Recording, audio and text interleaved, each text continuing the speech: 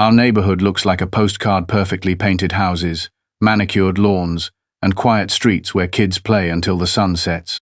But beneath that picture-perfect calm is something a little less charming, a strict HOA that rules with an iron fist.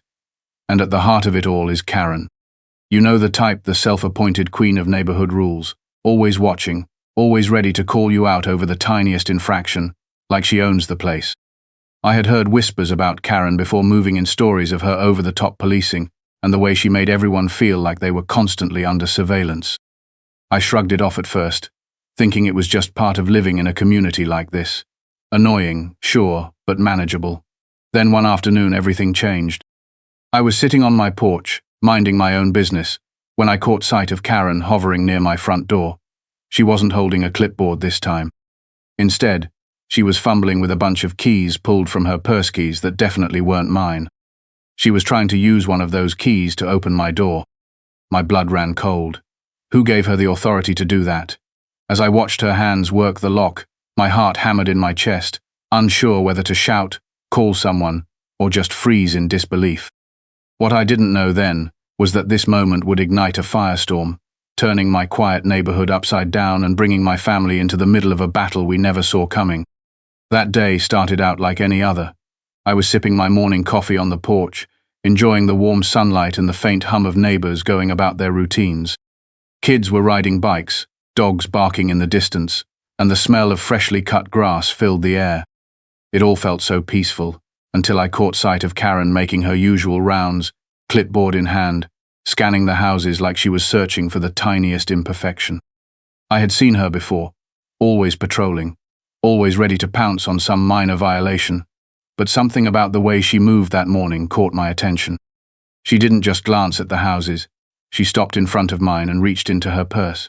My curiosity pulled me closer, without me even realizing it.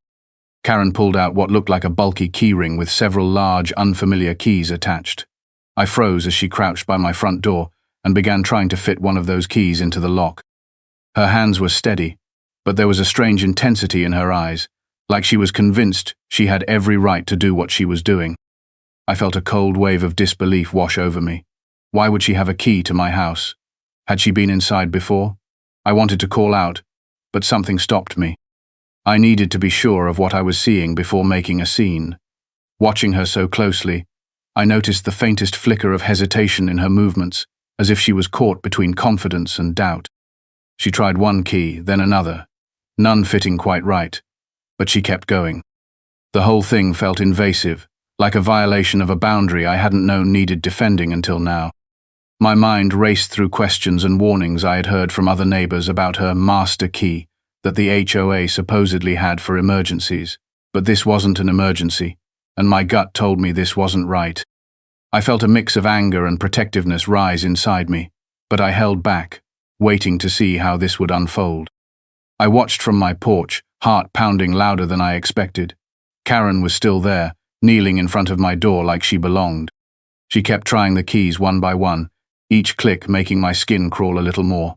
The sun had warmed the pavement, but all I felt was this sudden chill running through me. How could she think this was okay? My door was my sanctuary, my family's space, not hers to tamper with. I debated yelling out, but something made me hesitate. Maybe it was the shock of seeing someone so bold, or maybe it was the way she glanced over her shoulder, like she wanted to make sure no one was watching. I could tell she didn't expect to be caught, yet here I was, watching it happen. I kept quiet for a moment longer, trying to figure out my next move. I didn't want to cause a scene, but I also couldn't just stand by and do nothing. After what felt like forever, she finally gave up, pulling the keys back out and stuffing them into her purse with a frustrated sigh.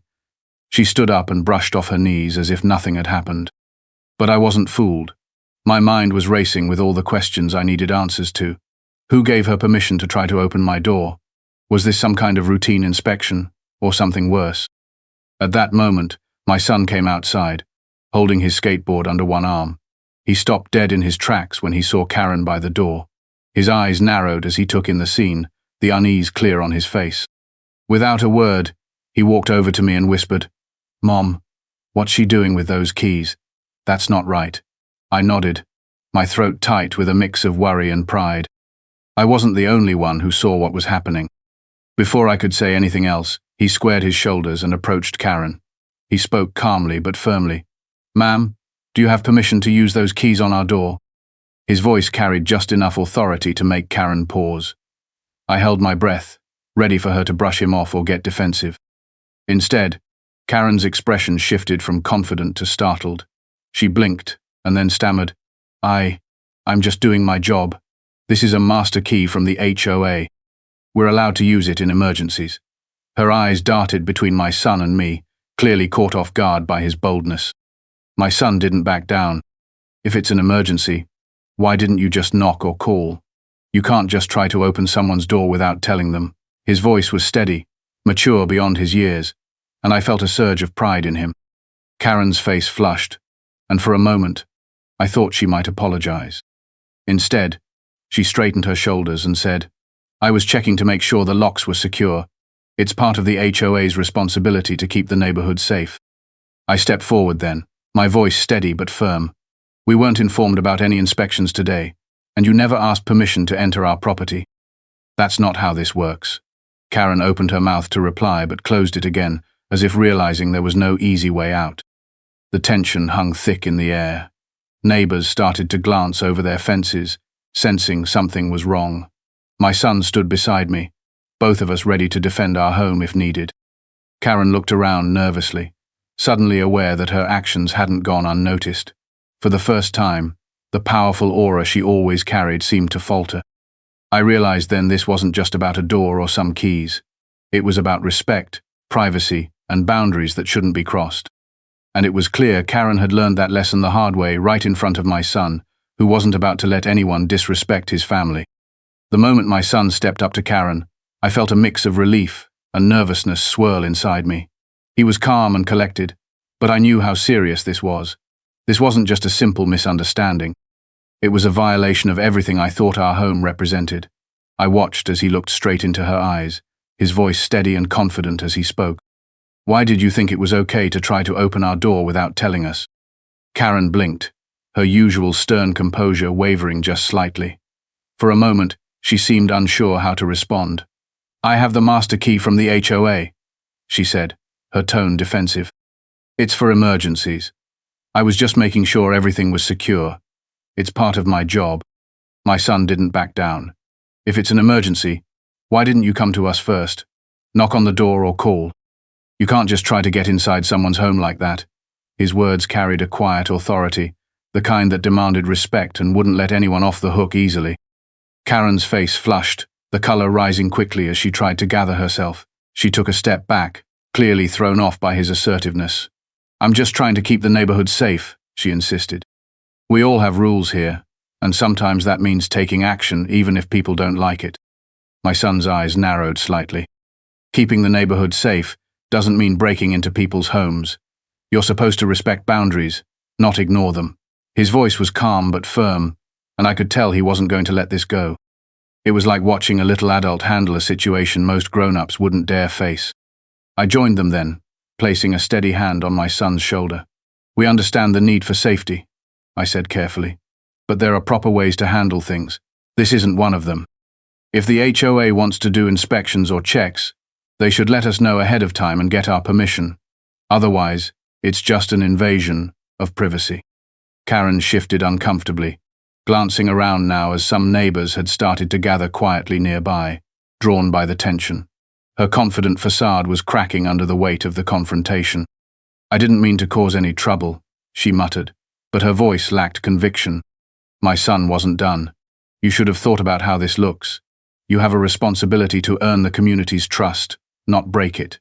His tone softened just a bit, but the message was clear. Karen had crossed a line, and he wasn't going to let it slide. There was a heavy pause.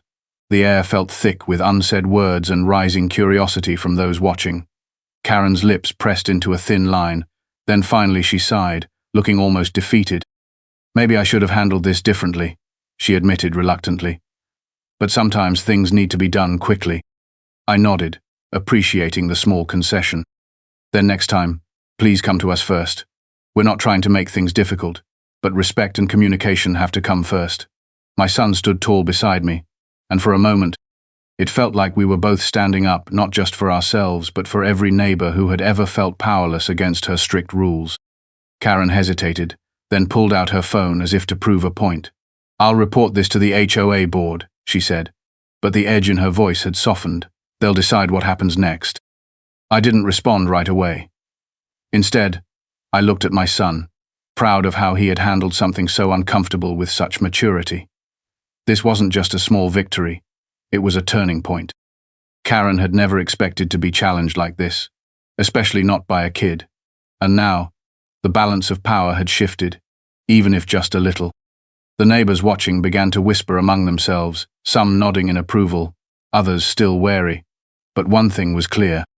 The old rules were being questioned, and it was because of my son's courage and the quiet strength we both showed that day. As Karen finally turned to leave, her usual swagger gone, I knew this wouldn't be the end of the story. There would be meetings and complaints, and probably more tense moments to come. But for now, standing there with my son, I felt something I hadn't felt before: hope that our voices mattered, that standing up for what's right could make a difference, and that maybe, just maybe, our neighborhood could be a place where respect wasn't just a rule on paper but something we lived by every day. After the confrontation, word spread through the neighborhood faster than I expected. By the time I went back inside, my phone was already buzzing with messages from neighbors who had seen what happened or heard the rumors. Some were sympathetic, others cautious, but everyone seemed to be talking about Karen and her master key episode. I could feel the shift in the air, like a quiet storm gathering just beneath the surface. Over the next few days, I noticed more people watching Karen differently. Some gave her wary glances when she walked by, while others whispered behind closed doors. There were those who had quietly resented the heavy-handed way she enforced the rules but had never spoken up. Now, I realized they weren't alone in their frustrations. My son's calm but firm stance had touched a nerve, and suddenly, it felt like more neighbors were willing to question the way things had been done for years. At the same time, not everyone was on our side. A few longtime residents still trusted the HOA and Karen's methods, believing strict enforcement kept the neighborhood clean and safe. They viewed what happened as an unfortunate misunderstanding blown out of proportion. I even overheard a couple of neighbors saying that maybe I was overreacting, that Karen probably had good intentions. It was a reminder that in any community, opinions are never unanimous. One afternoon, I ran into Mrs. Delgado from down the street. She had always been kind to my family, but now her voice carried a new edge. "I don't blame you for standing up," she said quietly. "I've seen Karen push people around before. She's got power, and she doesn't like being challenged." Her words stayed with me, reinforcing how much courage it had taken for my son to speak up. Meanwhile, Karen seemed to become more guarded. She wasn't as visible as usual, avoiding the usual rounds and keeping her distance when neighbors passed by. The power she wielded felt less absolute now, like a ruler who suddenly realized the people were watching and waiting for her next move. I wasn't sure if she was planning her next step or simply trying to regroup. Even so, the tension lingered. Small groups gathered by the mailboxes or on porches, discussing what had happened and what might come next. It was the kind of neighborhood talk that could either pull people together or drive them apart. I hoped it would be the former. After all, if anything good came out of all this, it was the chance for the community to rethink what respect and trust really meant. Through it all, my son remained quiet about the attention he was getting. He went about his days like usual, but I could tell he felt the weight of what had happened. It was a lot for someone his age, but he never once regretted standing up. If anything, I think it made him stronger, and maybe even gave some neighbors the courage to speak up themselves. That week, as the neighborhood buzzed with whispers and glances, I realized how much a single moment could change the course of many lives. And as we prepared for what was sure to be an uncomfortable HOA meeting soon, I felt ready to face whatever came next, knowing my family wasn't alone anymore. The day of the HOA meeting felt heavier than I expected. Walking into the community center, I could already sense the tension in the air.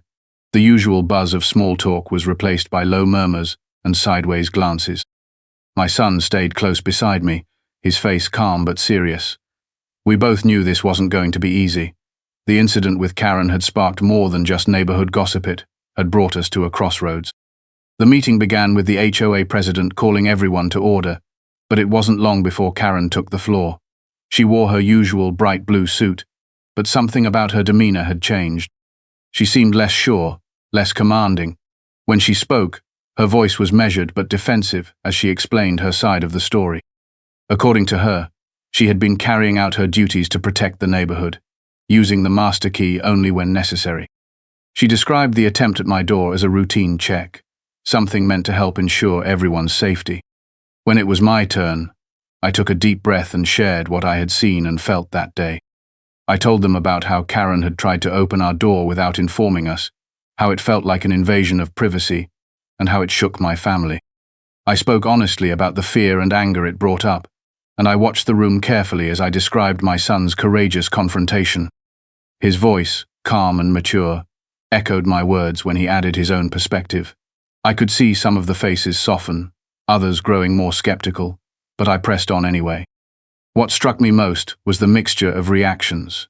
Some neighbors nodded in agreement, acknowledging that perhaps the HOA's approach needed reconsideration. Others, particularly a few who had been loyal to Karen, voiced concerns about security and order, worried that challenging the rules could lead to chaos. It was clear that the community was divided. Then came the questions from the board members. They asked about the specific show, often Karen had used the master key, if there had been any prior warnings, and what we expected moving forward. I explained that we didn't want to cause trouble, only respect and transparency. My son chimed in again, calmly expressing that trust and communication were what mattered most. I saw some board members exchanging looks, weighing our words carefully. Karen, for her part, remained quiet for most of the discussion. When she finally spoke again, her tone was quieter, almost apologetic. She admitted that perhaps she could have handled the situation better, but insisted that her intentions were never to upset anyone. There was a vulnerability there I hadn't expected, a crack in her armor that made the whole room feel the weight of the moment. By the time the meeting ended, it was clear that no immediate decisions would be made. The board promised to review the policies around the master key and how inspections were communicated. They thanked everyone for their honesty and promised to work toward a solution that balanced safety with respect. As people filed out, some approached me and my son to offer words of support, or simply a nod of understanding. Walking home, I felt a complicated mix of relief and uncertainty. Relief because we had been heard and seen, but uncertainty about what changes, if any, would come. I glanced at my son, proud of the strength he had shown. This had been more than just a neighborhood dispute. It was a lesson about standing up, about demanding respect, and about the power of speaking truth even when it feels difficult. That night, as I tucked my son into bed, I told him how proud I was. He smiled softly, saying he just wanted to protect our family and our home. And in that moment, I knew this was only the beginning of something bigger, something that could change how we all lived and interacted in this community. Whatever came next, we would face it together, stronger than before. In the quiet moments after the storm, I found myself thinking a lot about what had happened and what it meant for my family. The whole experience had shaken us, but it had also brought out something powerful and unexpected strength we didn't know we had. Watching my son stand up to Karen made me realize how important it is to protect not just the walls of our home but the respect and dignity within them. This wasn't just about a door or a key. It was about boundaries and trust, things that shape how we feel safe in the world. Our family has always been close, but this situation reminded me how much we depend on each other to face challenges. It was my son's courage that sparked the change, but it was my voice alongside his that made sure we were heard. I felt proud and grateful in a way I hadn't expected. It made me think about the kind of example I want to set for Himone, where standing up for what's right matters, even when it's uncomfortable. At the same time, I couldn't help but feel a little wary. This confrontation had put a spotlight on us, and I worried about what the future held. Would the HOA come back harder? Would Karen try to regain control in ways that made things harder for us? But even with those worries, I knew we couldn't let fear silence us. Protecting our family meant standing firm and insisting on respect, no matter how difficult that might be. There was also a new sense of connection with some of our neighbors. I saw how the conversation we started had opened the door for others to speak up, to question, and maybe even to hope for something better in our community. It made me believe that change was possible when people found the courage to challenge what wasn't right. Looking back, I realized that sometimes it takes a moment like this, a confrontation, a challenge, a voice raised in defense of what matters to remind us who we are and what we stand for. For my family, it was more than just an incident with the HOA. It was a lesson in strength, respect, and the power of standing together. And that was something I knew we would carry with us long after the door was closed. Since that day when Karen tried to use her master key on our door, life in the neighborhood hasn't been the same. Some things have changed quietly, almost imperceptibly, while others have shaken the very foundation of how we interact with one another. I look back and realize that moment was more than just an invasion of privacy. It became a turning point for our family, and perhaps, for the entire community. In the weeks that followed, the conversations around the block shifted. People who once stayed silent found their voices. Meetings became less about strict enforcement and more about listening. The HOA board began to reconsider its policies, slowly introducing clearer communication and more respect for homeowners' privacy. Karen, too, seemed to soften her approach, perhaps realizing that the power she wielded came with responsibility beyond the rules she enforced. I like to think that our stand, especially my son's calm confrontation, had a part in that change. At home, things settled into a new normal. My son and I grew closer through the experience, bound by the knowledge that we had stood up for what was right together. Watching him handle the situation with such maturity made me proud in ways words can barely express. It reminded me how important it is to teach our children not just to accept the world as it is, but to have the courage to challenge it when necessary. I hope he carries that lesson with him always. There were moments of uncertainty, of course. The tension with the HOA didn't disappear overnight. Some neighbors remained loyal to Karen, and occasional whispers of discontent echoed down the streets. But those moments were outweighed by the growing sense of community, the knowledge that respect and trust could begin to replace fear and suspicion. It wasn't perfect, and it probably never will be, but it was progress, and progress mattered. Most importantly, we learned that boundaries exist, not just in rules but in respect. Our home is a sanctuary, a place where we should feel safe and valued. No key, no rule, and no person should ever take that away. Standing up for that truth changed us, strengthened us, and reminded us that sometimes the smallest acts of courage can ripple far beyond what we expect. As I watch my son play in the yard now, carefree and confident, I feel a quiet hope for the future. Whatever challenges come our way, we know we can face them together. And that knowledge is the strongest foundation we have.